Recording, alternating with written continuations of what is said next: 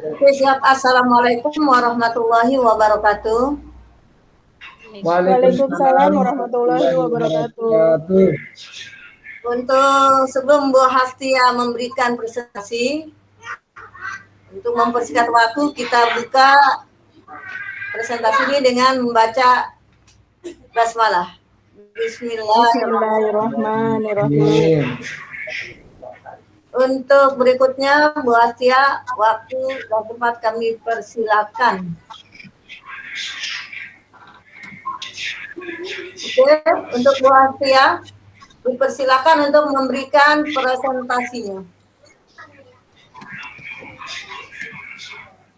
Loh, tampilannya. Sudirman bisa bantu saya nggak?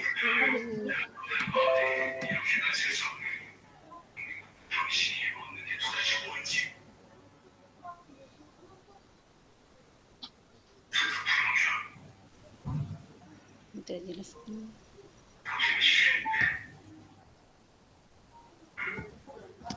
Oke, Bu.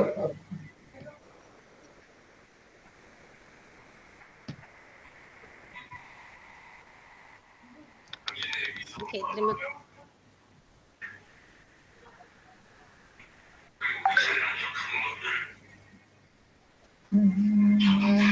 Materi pada sore hari yaitu dengan materi pendidikan yang memerdekakan. Sini ada dasar-dasar pendidikan. Yang pertama itu arti dan maksud dari pendidikan tersebut. Oh, kecil sekali tulisannya.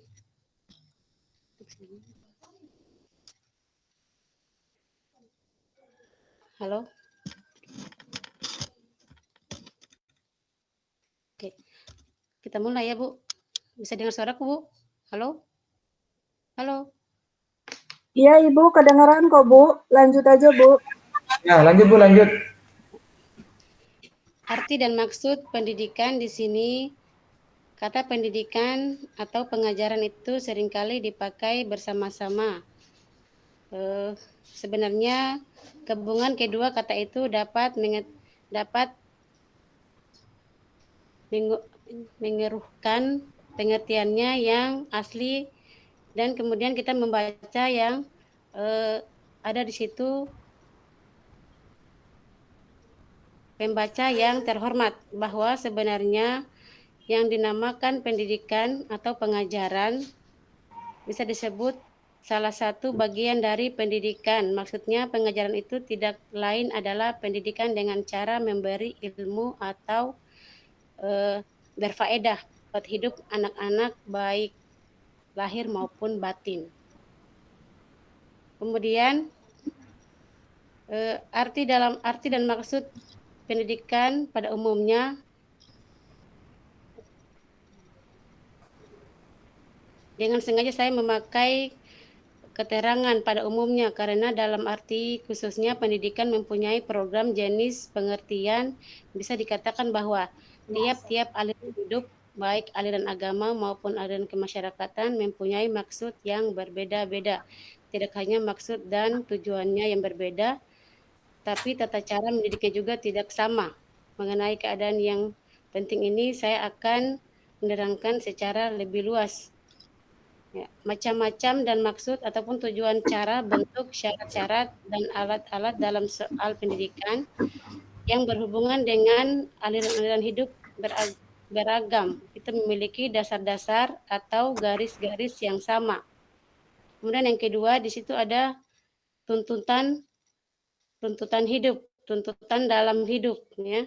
Pertama, yang harus diingat bahwa pendidikan itu hanya satu tuntutan di dalam hidup tumbuhnya anak-anak kita. Artinya bahwa kita tumbuhnya anak-anak itu terletak di luar kecakapan atau kehendak kita sebagai seorang pendidik. Anak-anak sebagai makhluk atau manusia dan benda hidup, sehingga mereka hidup dan tumbuh menurut kodratnya sendiri seperti penjelasan yang di atas tadi ya. Ya. Kemudian yang ketiga, perilaku tuntutan pendidikan. Pendidikan merupakan tuntutan yang ada dalam hidup tumbuhnya kembang seorang peserta didik atau anak didik yang butuh pendidikan atau berhubungan dengan kodratnya sebagai makhluk hidup.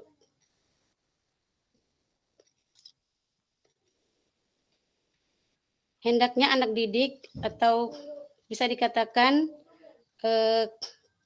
tuntutan agar semakin baik budi pekertinya, anak yang dasar jiwanya tidak baik dan juga tidak mendapat tuntutan pendidikan tentu akan mudah menjadi orang yang tidak berakhlak atau orang yang tidak orang yang tidak berakhlak. Anak yang sudah baik dasarnya juga masih memerlukan tuntutan.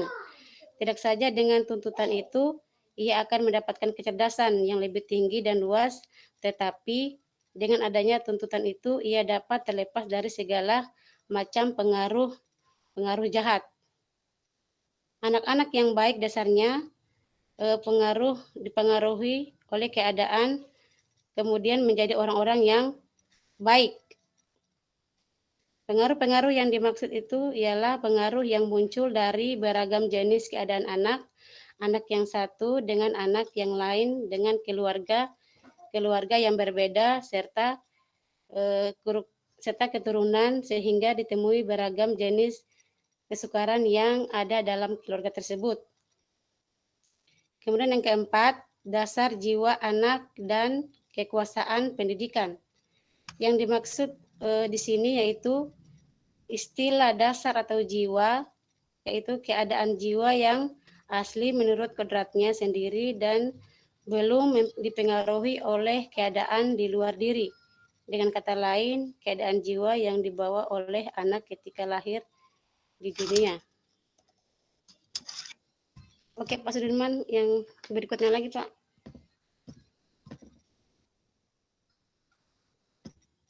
Halo?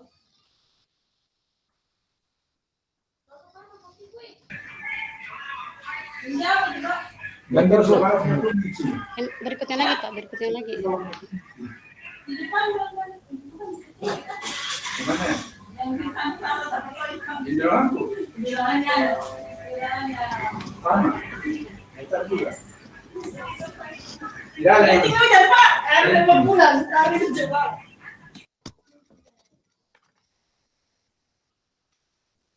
Pemikiran yang dibawakan oleh Ki Hajar Dewantara, sistem pendidikan yang menggunakan cara paksaan dan ancaman, hukuman harus diganti dengan jalan yang seluas-luasnya pada anak didik atau peserta didik dengan tetap memperlihatkan tata tertib, aturan hidup bersama dengan lingkungan di masyarakat. Ya. Kemudian di situ ada pertanyaan pemantik. Pertanyaan pemantik di situ ada Ki Hajar Dewantara juga menjelaskan mengenai tujuan pendidikan, yaitu menuntun segala kodrat yang ada pada anak agar mereka dapat mencapai keselamatan dan kebahagiaan yang setinggi-tingginya baik sebagai manusia maupun sebagai anggota masyarakat.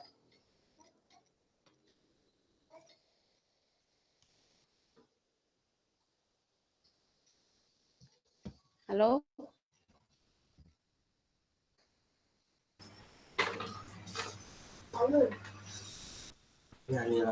Iya, Ibu, silakan dilanjutkan.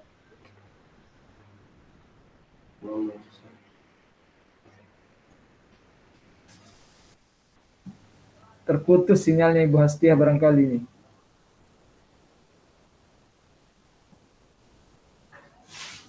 Ini saya lihat. Kayaknya begitu ya. Iya, cuaca barangkali. Kayaknya sih cuaca. Di bau-bau ya? Iya, bau-bau. Oh, jauh dari Makassar itu. Iya kan katanya memang agak dalam ya Pak ya, benar? Iya, dia masuk di Sulawesi Tenggara. Wow, Sulawesi Tenggara, kemudian naik ferry lagi, pulau lagi. Masya Allah. Alhamdulillah. Ini bisa lagi. Halo Bu, Pak. Ya, bisa. Aduh, jaringannya ini Pak.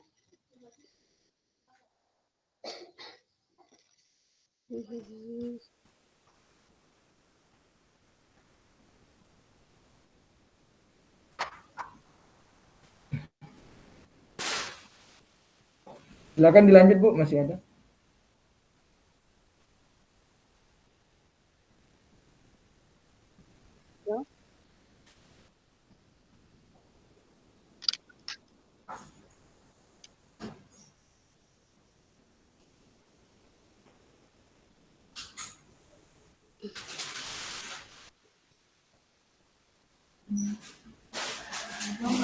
Iya Bu. Kresek-kresek. Aduh, gimana ini?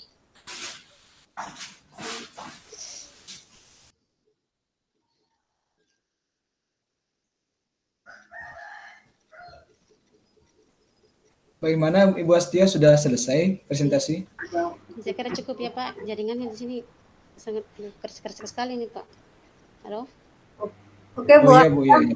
Ya cukup. untuk mempersingkat waktu ya Bu Astia, telah selesai memaparkan bagaimana di antara Bapak dan Ibu ada tanggapan yang telah dipaparkan oleh Bu Astia.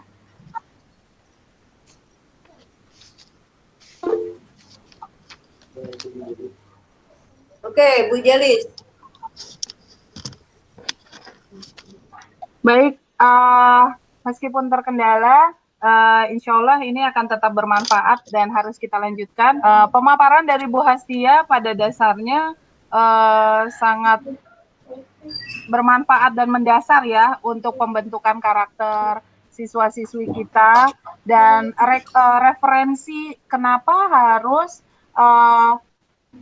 pembelajaran dari tokoh kita yaitu Bapak Ki Hajar Dewantara sebagai Bapak Pendidikan gitu. Dan semboyan tentang Tutwuri Handayani yang hari ini masih tetap kita pakai sebagai semboyan pendidikan akan sangat mempengaruhi semangat kalau menurut saya. Semangat bagi para siswa-siswi, kemudian peserta didik lainnya, dan seluruh warga sekolah, bahwa yang digaung-gaungkan oleh Bapak Ki Hajar Dewantara itu tidak boleh terhenti pada saat beliau masih ada, atau pada saat masa-masanya di bawah 90-an. Tapi pada saat milenial dan sekarang menuju ke era kemerdekaan dalam tanda kutip untuk belajar yang memerdekakan, ternyata memang referensi dari semboyan beliau ini masih bisa dan harus bisa tetap dipakai, karena karakteristik bangsa itu tidak boleh dijauhkan dari budayanya bangsa tersebut agar menjadi suatu ciri khas. Mungkin seperti itu ya yang harus kita konsentrasikan. Gimana kalau untuk Bapak Ibu tentang pemaparan dari Bu Hastia sendiri, setuju nggak kira-kira dengan apa yang saya bicarakan? Atau ada yang mau nambahin deh?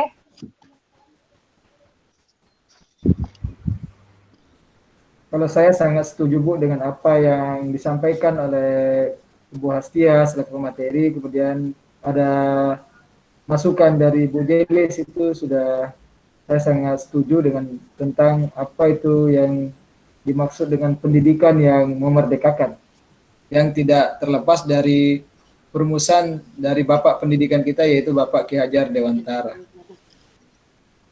Namun saya ingin tanyakan sedikit Bu, bisa bertanya sedikit? Ya, siap, boleh Pak. Ya, saya akan menanyakan sedikit bagaimana hakikat pendidikan yang memerdekakan itu sendiri Bu. Bagaimana hakikat pendidikan yang memerdekakan? Saya kira itu pertanyaan saya. Terima kasih. Ya, terima kasih Pak Sudirman. Baiklah, saya akan mencoba atau saya akan menjawab pertanyaan dari Pak Sudirman. kita kan sebagai seorang pendidik ya, sebagai seorang guru atau sebagai seorang tua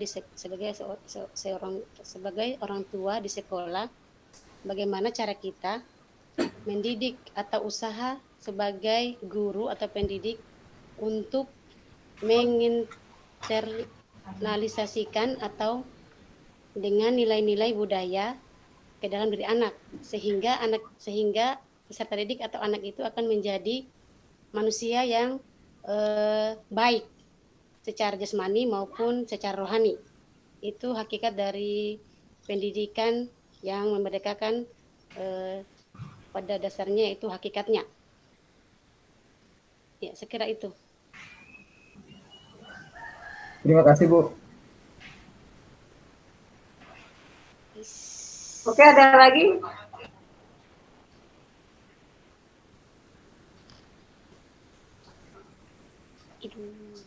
Gimana Bu Astia?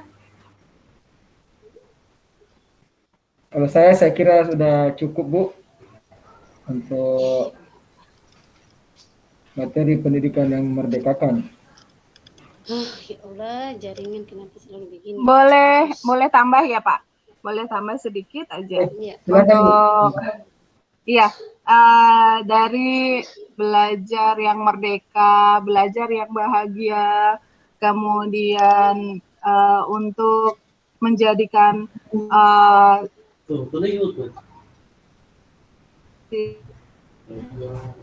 siswa menjadi sebenarnya bisa diterapkan di semua daerah atau tidak, karena saya takutnya apa yang kita gaung-gaungkan masing-masing daerah itu punya kendala masing-masing seperti itu ya, dan takutnya masih ada dan kita masih menemukan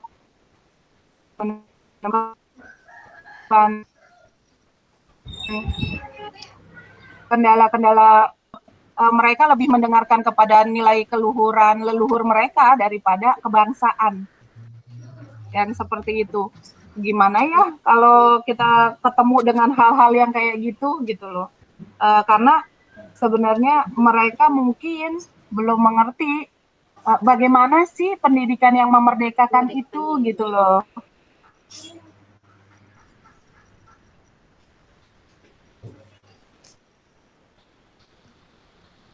Gimana terdengar? Gimana?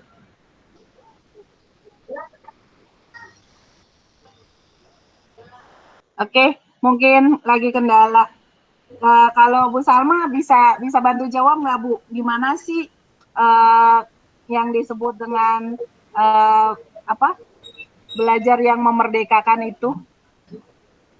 Belajar yang memerdekakan itu berarti kita itu diberi kebebasan, kewenangan untuk menyampaikan ya, gitu kan, materi, atau juga diberikan kebebasan kepada anak untuk memilih karakter atau keinginan dia, bakat dia. Jadi sementara ini kita ngasih kebebasan ke anak untuk memberikan suatu apa? Ya, jadi kayaknya tidak kamu harus jadi ini ya, gitu. Kamu harus jadi itu ya, gitu ya. Oh, nggak bisa dipaksa sekarang, dikasih kebebasan biar dia mengekspresi ya. Ya, mengekspresikan. Ya, keinginannya gitu, sesuai kemampuannya. Bu Astia. Iya. Tadi saya sempat nanya kalau seumpamanya belajar yang memerdekakan itu kalau di wilayah-wilayah lain ketemu kendala dan mereka nggak tahu gimana sih belajar yang memerdekakan itu, Ibu kira-kira bisa kasih gambaran nggak yang disebut bagaimana gitu caranya untuk menjadikan belajar yang memerdekakan? Ya, terima kasih. Ini ya sesuai dengan apa yang dikatakan oleh Bapak Pendidikan yang siapa namanya Kiai Dewantara ya, tentang Tuturi Handayani. Tuturi Handayani itu kan artinya kita harus sebagai seorang guru harus bisa memberikan dorongan atau arahan kepada peserta didik supaya bagaimana mereka bisa membentuk karakteristiknya mereka dengan pendidikan tadi, ya. Kemudian memberikan ide atau gagasan yang bisa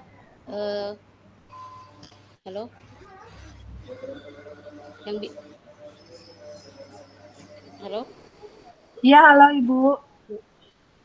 memberi dorongan atau arahan di semua peserta didik yang ada di satuan pendidikan. Ya, itu kan semua berhubungan dengan profil pelajar Pancasila yang ada kaitan dengan memerdekakan pendidikan.